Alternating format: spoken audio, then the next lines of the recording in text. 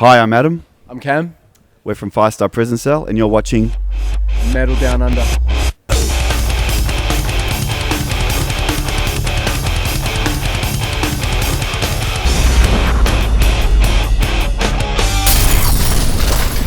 This is a new song.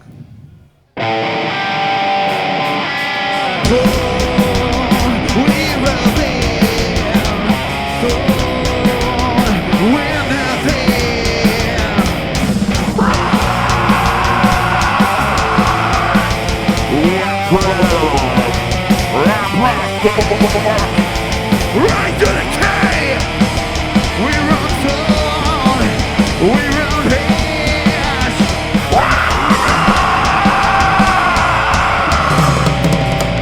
And the thing with this band too, nothing's ever gone to plan, because originally when we started, we were just a recording project. There was Cam and Mark were in a band, our drummer was in a band, and I just wanted to record with musicians and make albums. And then 8 months later, we were a fully bona fide touring band, and then we got signed, and then it's just all these things just sort of popped up, and nothing's panned out the way it was supposed to, but we're just going with it, and whatever happens, happens. So.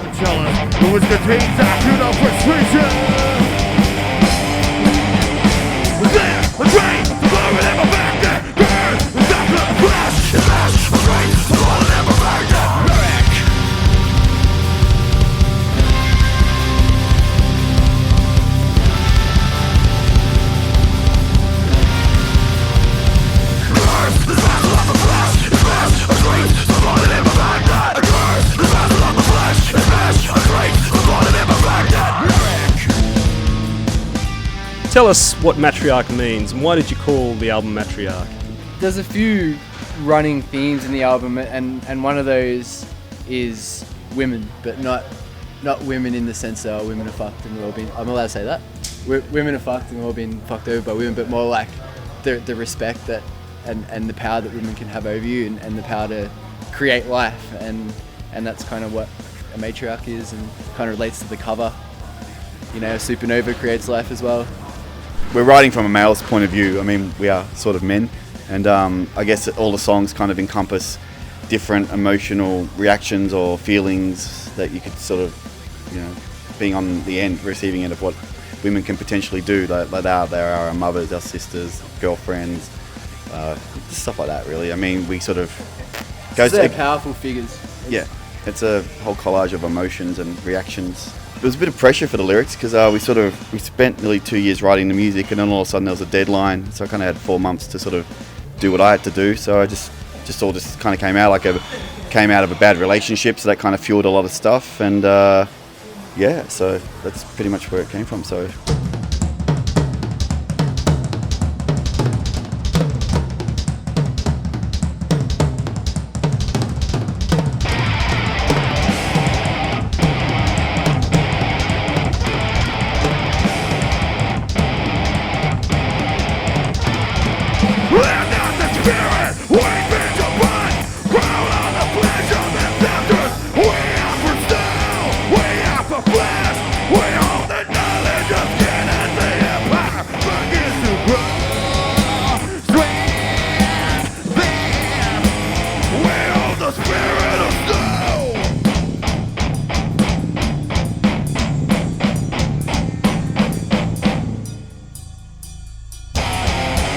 Adam, I heard at one point you refer to your last album, Slaves of Virgo, as kind of like The Empire Strikes Back in a way of your 3 albums so far. It's not the best of the 3, surely. No, I think it was just basically. I mean, we didn't know what the 3rd album was going to come out like back then, but the first one's a much lighter, user-friendly sort of album. The second one's much darker. So I guess we're all in really bad headspaces at the time. It was a shitty time. It was a very bad time for all of us, and I think that album just really reflects that for all of us. Even just problems with the actual recording itself, and lots of different things. Like I had to quit my job to go and oversee the mixing, because the first 2 cuts I heard I wasn't happy with. So just things like that. So yeah, this wasn't the most. Wasn't a good experience. Yeah, it wasn't a very good experience at all. What's your day job then, Adam? What do you do? What's your day job, or do you have a day job? run a bakery, so basically, yeah. So, but I mean, we all work. Unfortunately, the band doesn't pay.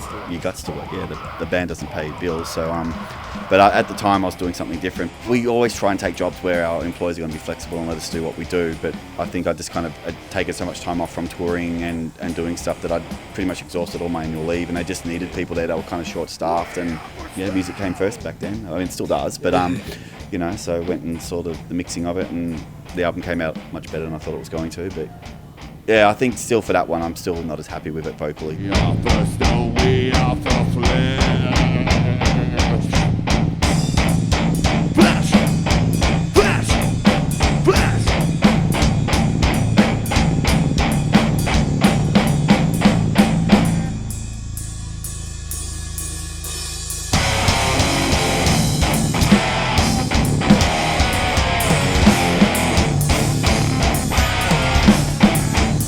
So on this new album, you chose to work with Forrester Savell, who's worked with Karnivool, The Butterfly Effect, Dead Letter Circus. Now, I'm wondering, how did you get in contact with him first? Or did he come to you, or did you go to him? Or We've known him for many years.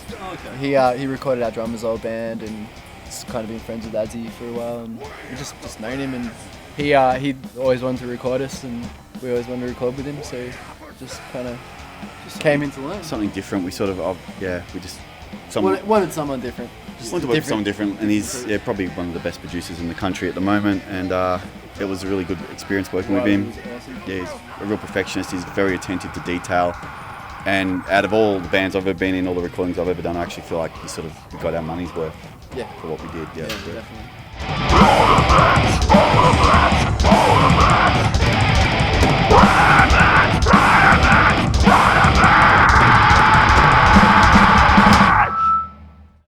This year has been insane, and it's just now that we're sort of starting to relax a bit. When we booked the recording, sort of like November last year, since then it's just been flat out, record, rehearse 3-4 times a week, write, and then, you know, actually do the recording, then do all the crap that comes with album releases and all that kind of stuff.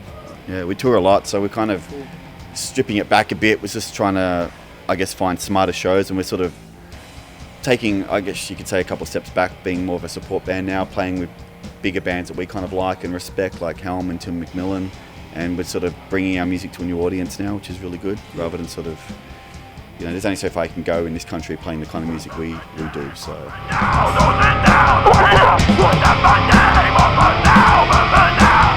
Down,